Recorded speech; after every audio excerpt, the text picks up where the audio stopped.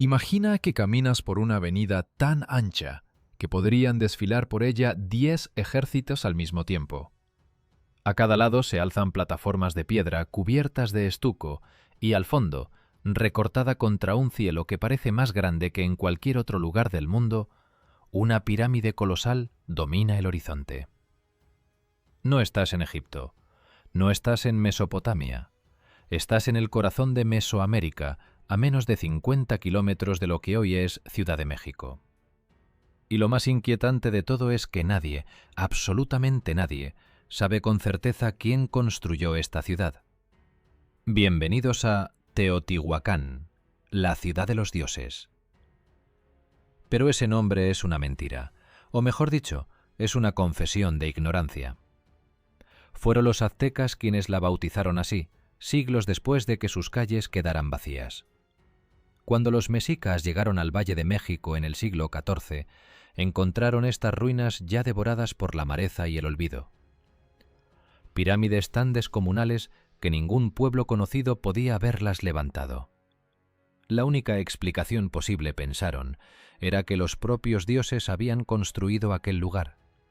De ahí el nombre, Teotihuacán, el lugar donde los hombres se convierten en dioses. Pero los dioses no colocan piedras, los dioses no trazan calzadas con precisión astronómica. Los dioses no alimentan a 125.000 personas en una metrópoli planificada. Alguien lo hizo, y ese alguien desapareció sin dejar su nombre. Esto es lo que sabemos. Hacia el siglo II antes de nuestra era, en el noreste del Valle de México, comenzó a formarse un asentamiento que no se parecía a nada que la región hubiera visto antes. No era una aldea que creció de forma orgánica. Desde sus primeras fases, Teotihuacán muestra señales de una planificación deliberada, casi obsesiva. Su eje principal, la llamada Calzada de los Muertos, se extiende por más de 2 kilómetros en dirección norte-sur, con una desviación de 15 grados y medio respecto al norte geográfico. Durante décadas se pensó que era un error o una casualidad. No lo era. Esa desviación apunta exactamente al punto donde se pone el sol el día en que pasa por el cenit. Quien diseñó esta ciudad estaba mirando al cielo con una precisión que todavía asombra a los astrónomos. ¿Y quiénes eran? Aquí empieza el misterio. No eran mayas, no eran zapotecos, aunque tuvieron contacto con ambas civilizaciones. No eran aztecas, faltaban más de 1000 años para su llegada. Algunos investigadores los asocian con los totonacos, otros con pueblos de filiación nahua anterior a los mexicas. La realidad es que no dejaron un solo texto descifrable, ni una crónica, ni un nombre propio grabado en piedra. Teotihuacán es una civilización sin voz, un imperio que se expresó exclusivamente a través de la arquitectura, la pintura mural y el silencio. Y vaya si se expresó. En su apogeo, entre los siglos III y VI de nuestra era, Teotihuacán fue la sexta ciudad más grande del mundo, más grande que la Roma imperial en extensión territorial, más poblada que cualquier ciudad europea de la misma época salvo Constantinopla. Sus más de 20 kilómetros cuadrados albergaban barrios residenciales organizados en complejos de apartamentos, sí, apartamentos, con sistemas de drenaje, patios interiores y murales que decoraban incluso las viviendas más modestas. Esto no era una ciudad de élites y esclavos. Era una metrópoli donde aparentemente existía algo parecido a una clase media. Pero lo que más desconcierta a los arqueólogos es la ausencia de un gobernante visible. En el mundo maya, cada estela grita el nombre de un rey. En Monte Albán, los zapotecos grabaron sus conquistas en piedra. En Teotihuacán no hay un solo retrato identificable de un líder individual, ni tumbas reales ostentosas al estilo egipcio, ni inscripciones que glorifiquen a un soberano. Es como si una de las ciudades más poderosas de la antigüedad hubiera decidido consciente y deliberadamente borrar a sus gobernantes de la historia. ¿Fue un estado teocrático sin monarcas? ¿Un consejo de sacerdotes? ¿O simplemente no hemos encontrado las tumbas correctas? En 2003, una tormenta reveló algo que llevaba 1600 años oculto bajo la pirámide de la serpiente emplumada: un túnel. Un pasadizo sellado que descendía a más de 15 metros de profundidad y se extendía por más de 100 metros bajo la tierra. Lo que encontraron allí dentro cambiaría todo lo que creíamos saber sobre esta ciudad sin nombre. Pero esa historia merece su propio capítulo. El túnel bajo la pirámide de la serpiente emplumada no fue un hallazgo casual. En 2003, tras semanas de lluvias torrenciales, el suelo junto a la pirámide cedió y reveló una oquedad que no aparecía en ningún mapa. Pero pasarían 6 años antes de que el arqueólogo mexicano Sergio Gómez Chávez lograra los permisos para descender. En 2009, un pequeño robot equipado con cámara se adentró en la oscuridad. Lo que transmitió dejó sin palabras al equipo: un corredor largo, perfectamente excavado, sellado con enormes rocas desde el interior. Alguien había cerrado ese túnel a propósito. Alguien no quería que nadie volviera a entrar. Cuando los arqueólogos lograron abrirse paso, descubrieron que el túnel descendía a casi 18 metros bajo la superficie y se extendía por 103 metros hasta terminar en 3 cámaras subterráneas. El techo y las paredes estaban impregnados de un mineral que, al iluminarse, reflejaba la luz como un cielo estrellado. Habían recreado el firmamento bajo tierra. En el suelo de las cámaras hallaron miles de objetos: conchas marinas traídas desde el Golfo y el Pacífico, cuentas de jade, espejos de pirita, figuras de piedra verde y enormes cantidades de mercurio líquido. Un metal que no existe de forma natural en el Valle de México y que debió ser transportado desde minas lejanas a un costo incalculable. ¿Para qué se necesita mercurio en un túnel ceremonial? En la cosmovisión mesoamericana, el mercurio representaba agua sagrada, ríos del inframundo que fluían bajo la tierra de los vivos. Aquel túnel no era una simple construcción, era una representación física del Mictlán, el reino de los muertos. Los teotihuacanos habían construido una puerta al más allá debajo de su templo más sagrado. Un espacio donde lo terrenal y lo divino se fundían en la penumbra, donde el brillo del mercurio imitaba ríos sobrenaturales y las paredes centelleantes simulaban las estrellas de un cielo que ningún vivo debería contemplar. Había alguien enterrado allí. Gómez Chávez esperaba encontrar la tumba de un gobernante, el primero en la historia de Teotihuacán.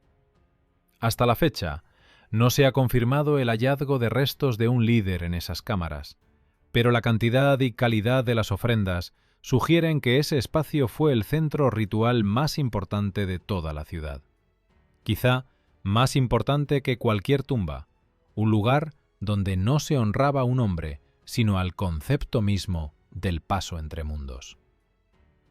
Mientras el subsuelo guardaba sus secretos, la superficie contaba otra historia. La pirámide del Sol, la tercera más grande del planeta por volumen, se levanta a 65 metros de altura sobre una base de 225 metros por lado. Requirió más de 1 millón de metros cúbicos de material y fue erigida en una sola fase constructiva, sin ampliaciones sucesivas. Esto implica un nivel de organización que rivaliza con los grandes proyectos del mundo antiguo. Miles de trabajadores coordinados durante décadas, alimentados, alojados y dirigidos por una autoridad cuyo rostro desconocemos. Pero la pirámide del Sol esconde un detalle que pasó desapercibido durante mucho tiempo.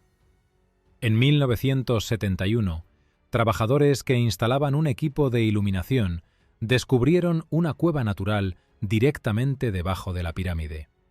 No un túnel excavado, sino una caverna geológica con 4 lóbulos que se extienden como pétalos de una flor. La pirámide fue construida deliberadamente sobre esta cueva, no junto a ella, exactamente sobre ella. En las tradiciones mesoamericanas, Las cuevas eran el útero de la tierra, el lugar de donde emergió la humanidad. El Chicomostoc, las 7 cuevas legendarias de las que surgieron los pueblos del mundo.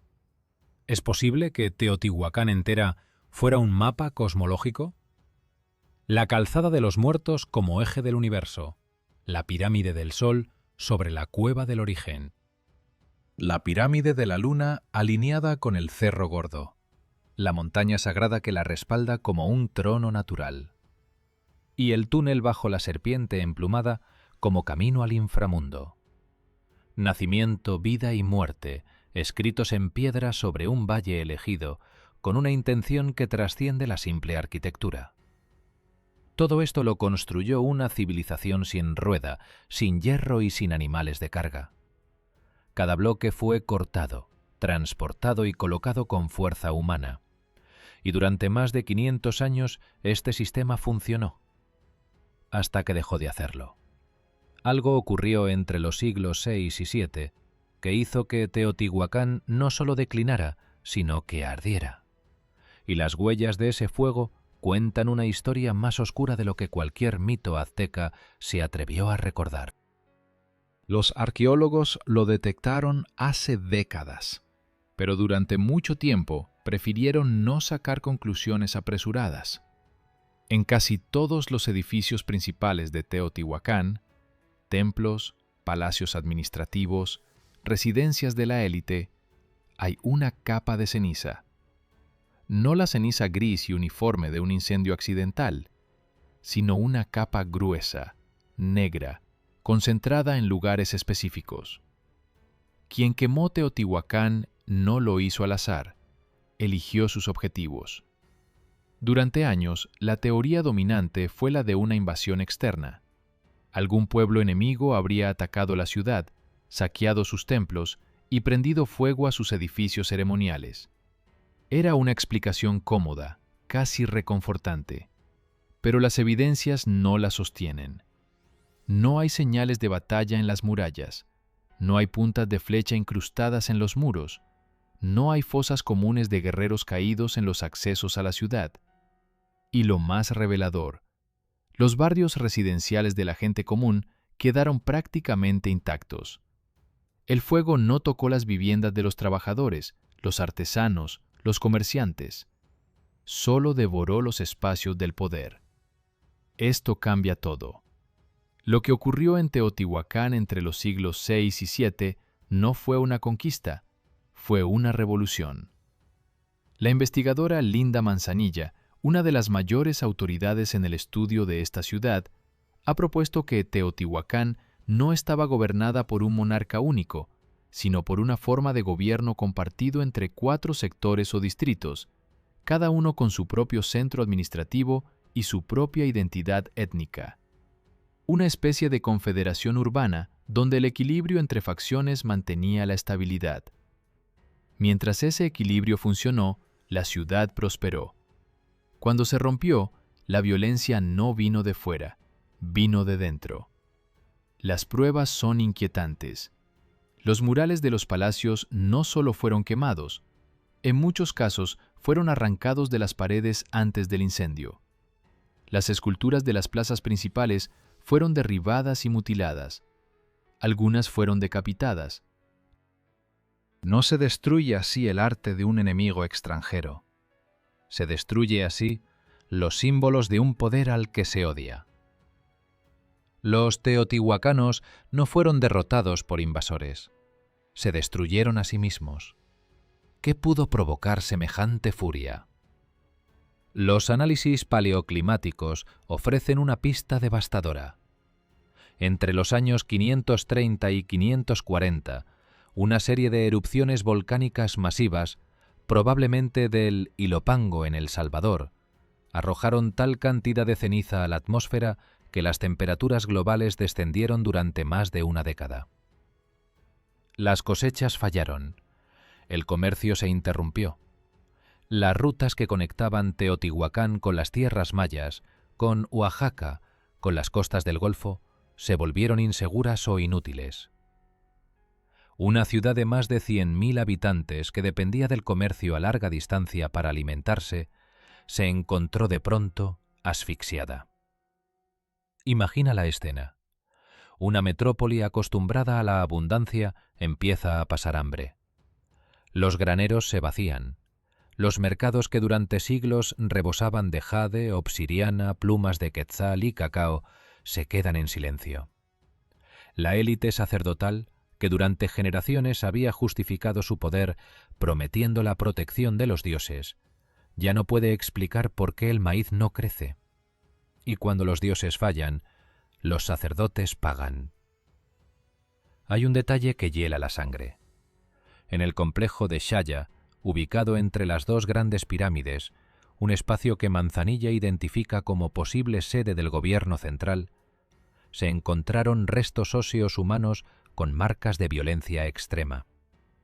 No eran sacrificios rituales, que Teotihuacán también practicaba con métodos precisos y codificados. Eran muertes desordenadas, brutales, furiosas. Los huesos cuentan la historia que las piedras quemadas confirman. Alguien arrastró a los gobernantes fuera de sus palacios y los ejecutó. Después del fuego, Teotihuacán no desapareció de inmediato. Siguió habitada durante siglos, pero como una sombra de lo que fue. Los grandes templos quedaron abandonados. Los barrios residenciales continuaron funcionando a menor escala. La población se redujo drásticamente. La ciudad que una vez dictó el destino de toda Mesoamérica se convirtió en un pueblo fantasma donde la gente vivía entre las ruinas de una gloria que ya no comprendía. Y entonces llegaron los aztecas.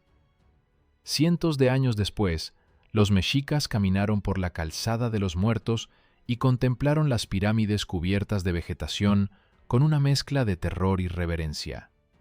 Para ellos, aquel lugar solo podía ser obra de gigantes o de dioses.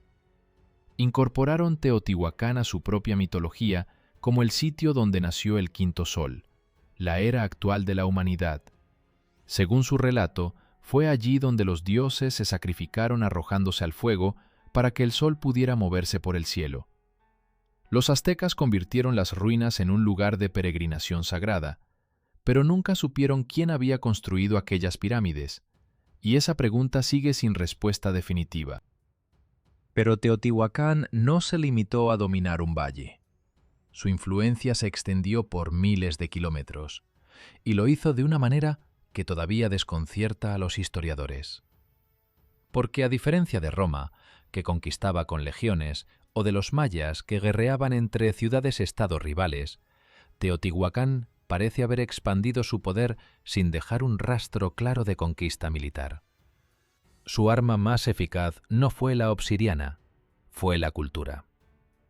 En Tikal, la gran metrópoli maya en las selvas del Petén guatemalteco, ocurrió algo extraordinario el 15 de enero del año 378.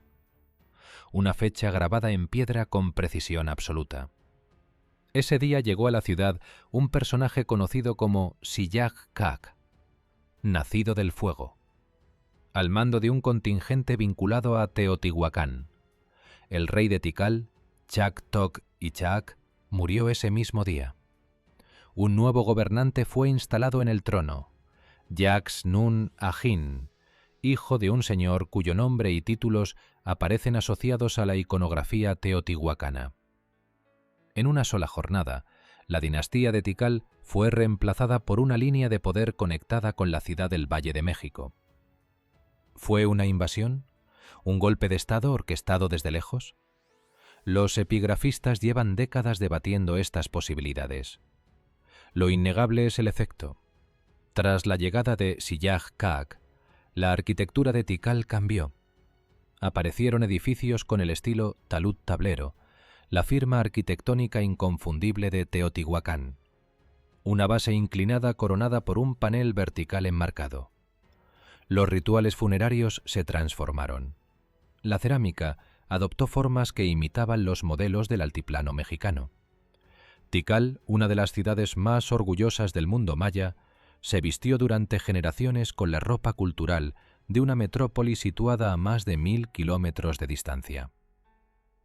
Y Tikal no fue la única. En Caminaljullú, en las tierras altas de Guatemala, surgió un barrio entero construido al estilo teotihuacano.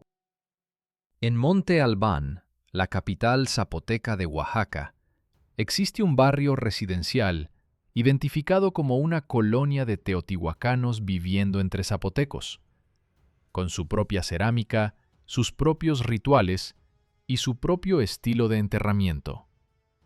En Matacapan, en la costa veracruzana, se repite el patrón.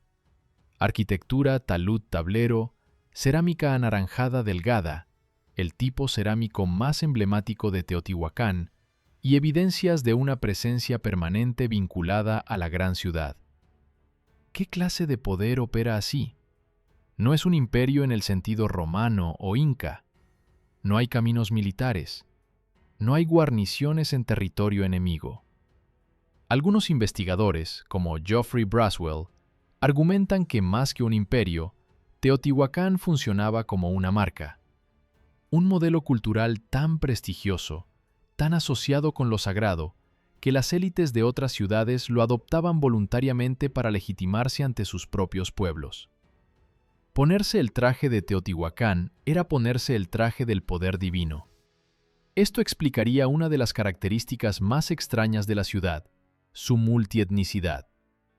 Los arqueólogos han identificado al menos 3 barrios étnicos distintos.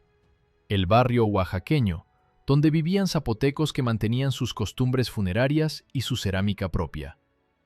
El barrio de los comerciantes, asociado con poblaciones de la costa del Golfo, posiblemente de origen maya o totonaco. Y un posible barrio michoacano, con vínculos hacia el occidente de México. Estas comunidades no estaban segregadas, ocupaban espacios integrados en la trama urbana, con acceso a los mismos servicios y rutas comerciales. Teotihuacán fue la primera ciudad cosmopolita de América, un lugar donde personas de orígenes radicalmente distintos convivían bajo un paraguas cultural común. Y esa diversidad era el motor de su economía. Los zapotecos traían conexiones con Oaxaca, los comerciantes del Golfo abrían rutas hacia las tierras bajas mayas. Cada barrio étnico era un nodo en una red comercial que se extendía desde el norte árido de Mesoamérica hasta las selvas del sur. Y en el centro de todo, un recurso que Teotihuacán controlaba con puño invisible: la obsidiana. El vidrio volcánico negro que servía para fabricar las herramientas y armas más eficaces del mundo prehispánico. Las minas de Pachuca y Otumba producían un material hallado en yacimientos desde Arizona hasta Honduras. Quien controlaba la obsidiana, controlaba el comercio. Y quien controlaba el comercio, controlaba Mesoamérica. Todo sin escribir una sola palabra, todo sin dejar el nombre de un solo rey. Quizá el mayor acto de poder no sea gritar tu nombre, quizá sea hacer que el mundo entero lo repita sin saber a quién pertenece. Hoy, Teotihuacán recibe más de 2 millones de visitantes al año. Llegan en autobuses desde Ciudad de México, suben los escalones de la Pirámide del Sol, jadeando bajo el sol del altiplano. Se toman fotografías y compran réplicas de obsidiana en los puestos que rodean la zona arqueológica. Para la mayoría, es una excursión de mediodía, una postal, un punto más en la lista de lugares que hay que ver antes de morir. Pero lo que pocos de esos visitantes comprenden es que están caminando sobre una de las mayores incógnitas de la historia humana. Porque después de más de un siglo de excavaciones sistemáticas, después de que generaciones de arqueólogos mexicanos e internacionales hayan dedicado sus carreras enteras a este sitio, Teotihuacán sigue guardando secretos que desafían todo lo que creemos saber sobre las civilizaciones antiguas. Se estima que apenas un 5% de la ciudad ha sido excavado. El 95% restante permanece bajo tierra, bajo campos de cultivo, bajo los cimientos de las comunidades modernas que rodean la zona arqueológica. Cada temporada de lluvias, cada obra de construcción en los pueblos vecinos, tiene el potencial de revelar algo que reescriba los libros de historia.